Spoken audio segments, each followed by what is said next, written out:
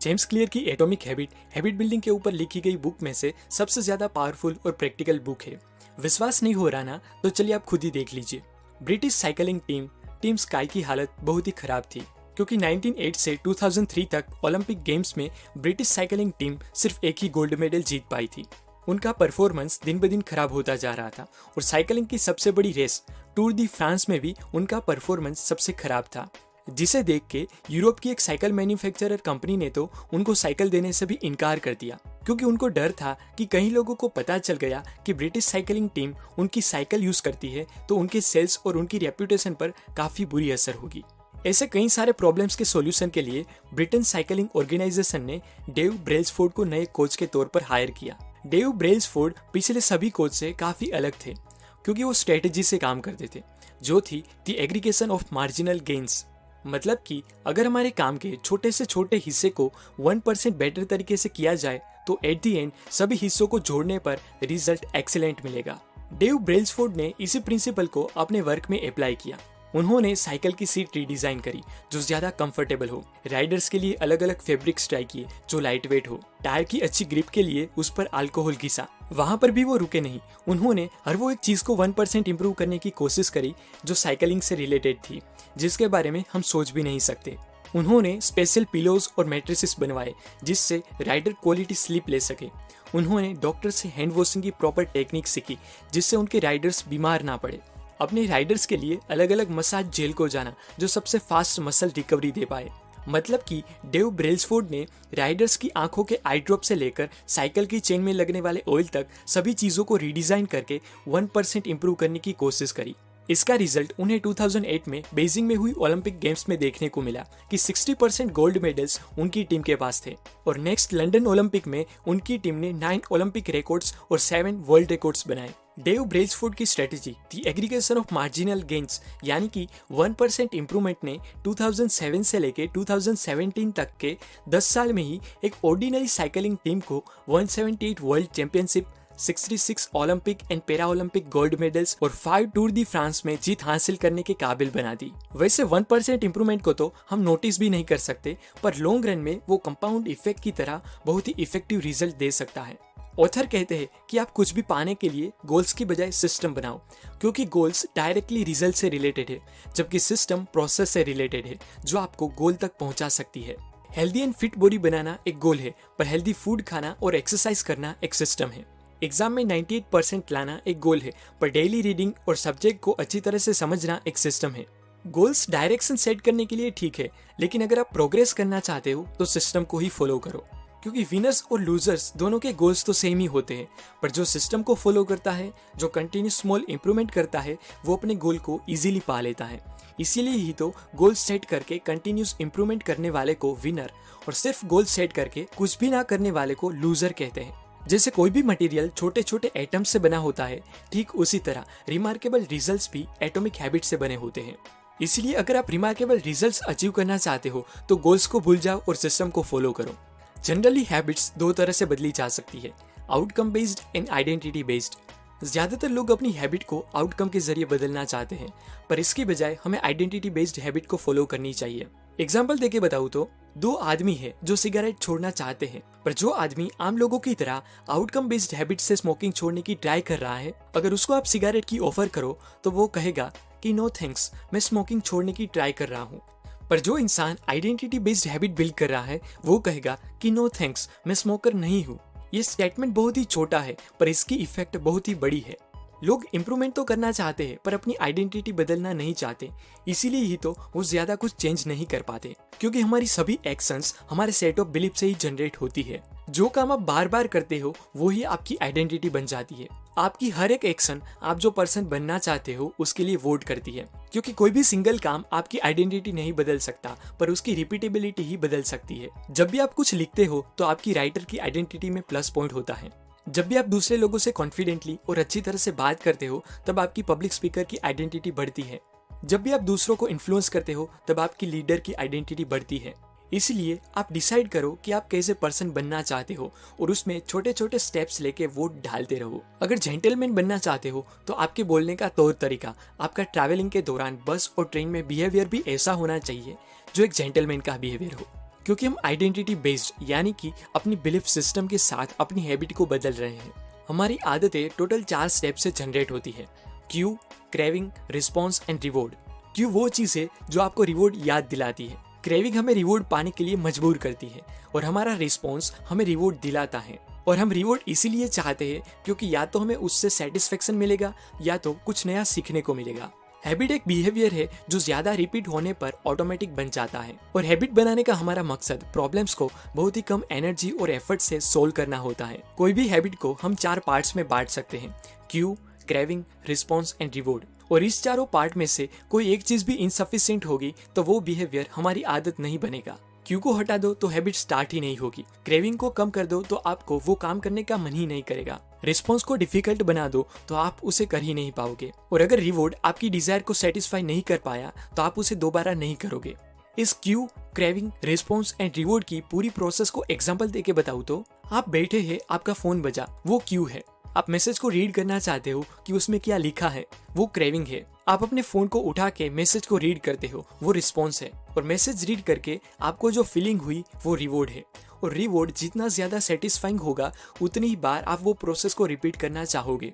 अगर आप अच्छी आदतें बनाना चाहते हो तो आपको क्यू को विजिबल, क्रेविंग को अट्रैक्टिव, रिस्पॉन्स को इजी और रिवॉर्ड को सेटिस्फाइंग बनाना पड़ेगा।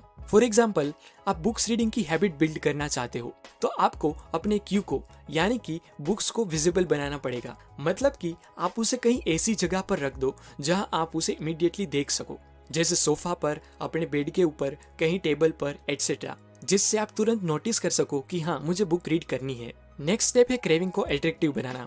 उसके लिए आप बुक्स में बुक मार्क लगाओ जिससे आपने जितना रीड किया था वो आपको आसानी से मिल जाए और 10-15 मिनट के शॉर्ट टाइम में भी आप उसे आसानी से रीड कर सको। बुक्स को आप अपने हैंड रीजन में भी रख सकते हो, यानी कि आप जहाँ पर बैठे हो वहाँ पर से अपने हाथों को फैलाने पर बुक आपके हाथों में आ जानी चाहिए, जिससे रिस्पॉन्स इजी बन जाए।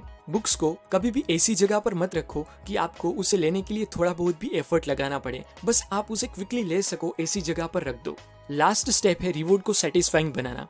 किस टाइम पर कौन सी बुक रीड करनी वो भी बहुत इंपॉर्टेंट है, इसलिए सही बुक्स को चूज करके आप अपने सेटिस्फैक्टरी लेवल को बढ़ा सकते हो। और अगर आप बुरी आदतों को छोड़ना चाहते हो तो यही प्रोसेस को रिवर्स कर दो, यानी कि क्यू को इनविजिबल, क्रेविंग को अनअट्रैक्टिव, रिस्पॉन्स को डिफिकल्ट और रिवॉर्ड को अनसेटिस्फाइंग बना दो। फॉर एग्जाम्पल, आप मोबाइल एडिक्शन को छोड़ना चाहते हो तो सबसे पहला स्टेप है क्यू को इनविजिबल बनाना, यानी कि आप अपने मोबाइल को कहीं ऐसी जगह पर रख दो जहां आप उसे आसानी से ना देख सको। नेक्स्ट, क्रेविंग को अनअट्रैक्टिव बनाने के लिए आप ऐसा सोच सकते हो कि बार बार अपने मोबाइल को अनलॉक करके उसमें स्क्रॉलिंग करने से और हर रोज एक ही एप्स को खोल के देखने से आज तक आपको कुछ नहीं मिला, और इसी तरह धीरे धीरे आप अपनी मोबाइल की क्रेविंग को कम कर सकते हो। रिस्पॉन्स को डिफिकल्ट बनाने का तरीका जो मैंने अपनाया था वो शायद सबसे इफेक्टिव था। मैंने फेस और फिंगरप्रिंट लॉक को हटा के 12 डिजिट का एक पासवर्ड बनाया जिसमें capital letters, small letters, numbers और स्पेशल कैरेक्टर का कॉम्बिनेशन था। और ऐसे डिफिकल्ट पासवर्ड को टाइप करने में ही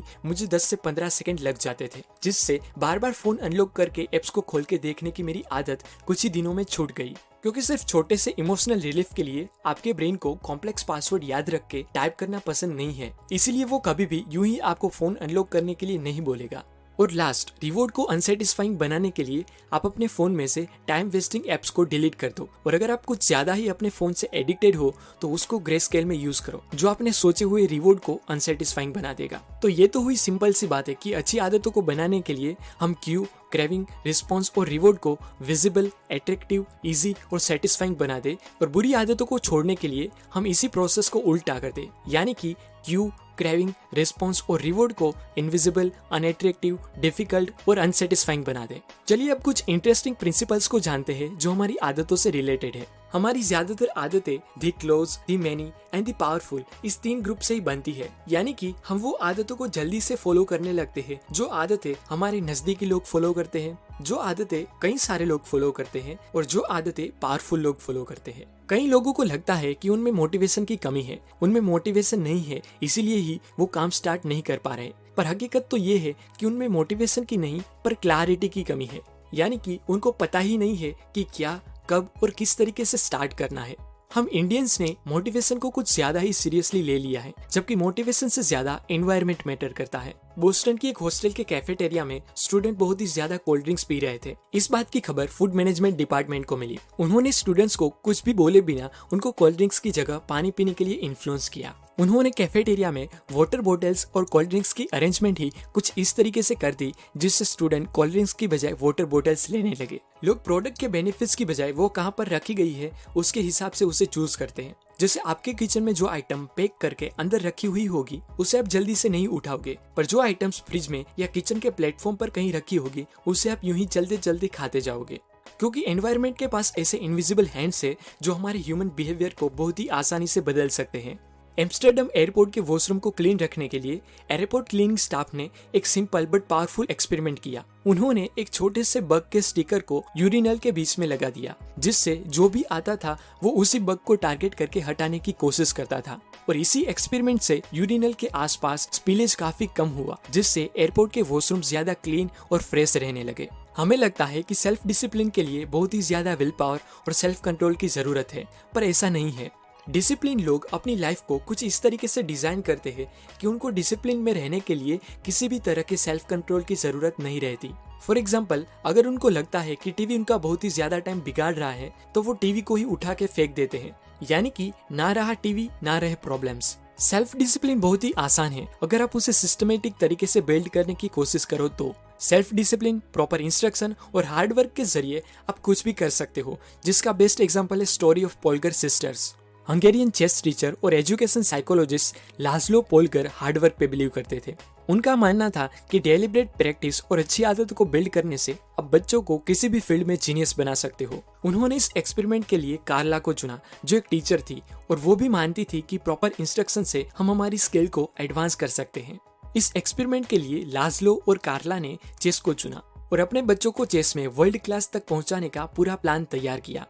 लाज़लो पोल्गर और कार्ला को 3 बेटी हुई, जिसका नाम सुजान, सोफिया और जूडिथ था। सुजान और सोफिया ने चेस में काफी कुछ अचीव किया, पर जूडिथ जो सबसे छोटी थी उसने तो 12 साल की एज में ही top 100 chess player in the world में जगह बना ली और सिर्फ 15 साल की एज में ही वर्ल्ड की सबसे यंगेस्ट ग्रैंड मास्टर बनी, जिसकी वजह से 27 साल तक वो number 1 female chess player in the world बनी रही। कहने का मतलब सिर्फ यही है कि अच्छी आदतों को बिल्ड करके और प्रॉपर एनवायरनमेंट के सपोर्ट से हम काफी कुछ अचीव कर सकते हैं। अब बात करते हैं पेपर क्लिप स्ट्रेटेजी के बारे में, एक ऐसी स्ट्रेटेजी जिसने एक सामान्य बैंक एम्प्लॉय को 6 फिगर इनकम दिला दी।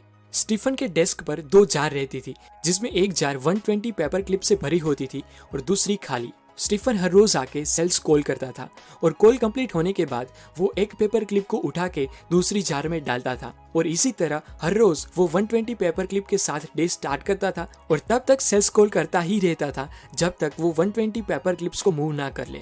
स्टीफन के इस सिंपल सीक्रेट ने बैंक को कुछ ही महीनों में कई मिलियन डॉलर्स का प्रॉफिट करवाया, जिससे उनकी इनकम मामूली 5 फिगर से बढ़कर 6 फिगर हो पाई। पेपर क्लिप स्ट्रेटेजी का यूज अपनी प्रोग्रेस को विजुअली मेजर करना है। मेथड आप कोई भी चुन सकते हो, जैसे कि मार्बल्स को एक कंटेनर में से दूसरे में मूव करना, पर एम सिर्फ एक ही है कि अपनी प्रोग्रेस को विजुअली मेजर करने से आप क्लियरली देख पाओगे कि आपके पास अभी कितना टाइम बाकी है, जो आपको कंटिन्यूस प्रोग्रेस करने में हेल्प करेगा। हैबिट ट्रैकिंग के कई सारे फायदे हैं, क्योंकि जब आपका मूड ना हो तब आपने की हुई प्रोग्रेस को भूल जाना आम बात है, पर हैबिट ट्रैकिंग आपके हार्डवर्क का विजुअल प्रूफ है, जो आपको याद दिलाता है कि आप पहले कहाँ थे और आपने कितनी प्रोग्रेस की है। आपने इस सेंटेंस को तो कई बार सुना होगा कि think outside of the box, या अपने कंफर्ट जोन से बाहर निकलो, पर कोई स्पेसिफिकली नहीं बताता कि वो कौन से बॉक्स और किस कंफर्टेबल जोन की बात कर रहे हैं। इस प्रॉब्लम का सॉल्यूशन मुझे एटॉमिक हैबिट में से मिला, जो है the Goldilocks zone. Human brain को चैलेंजेस पसंद है, पर वही चैलेंजेस जो हमारी डिफिकल्टी लेवल के ऑप्टिमल जोन में हो। एग्जांपल देके बताऊं तो आपको टेनिस खेलना पसंद है, पर अगर आप एक 10 साल के बच्चे के साथ सीरियसली खेलना स्टार्ट करोगे तो जल्द ही बोर हो जाओगे, क्योंकि वो बहुत ही आसान है। उससे उल्टा अगर आप टेनिस के प्रोफेशनल प्लेयर्स रॉजर फेडरर और सेरेना विलियम्स के साथ खेलना स्टार्ट करो तो आप जल्द ही मोटिवेशन खो देंगे, क्योंकि वो बहुत ही डिफिकल्ट है। पर जब आप टेनिस आपके इक्वल प्लेयर के साथ खेलोगे तो कभी आप जीत पाएंगे, कभी वो जीतेगा, और आप तभी जीत पाओगे जब आप थोड़ा सा ज्यादा एफर्ट लगाओगे। और यही है गोल्डीलॉक्स जोन, कि इंसान तभी सबसे ज्यादा मोटिवेटेड होता है जब वो उनकी करंट एबिलिटीज की एज पर हो, ना बहुत हार्ड ना ही बहुत easy, just right at the edge. जो कभी कभार आपने क्रिकेट मैच में भी देखा होगा कि जब दोनों टीम पावरफुल हो और जीतने में कुछ ही रन्स और कुछ ही बॉल्स बाकी हो, तब टीम जो दम लगाकर खेलती है वही उनके कंफर्टेबल जोन को स्ट्रेच करती है।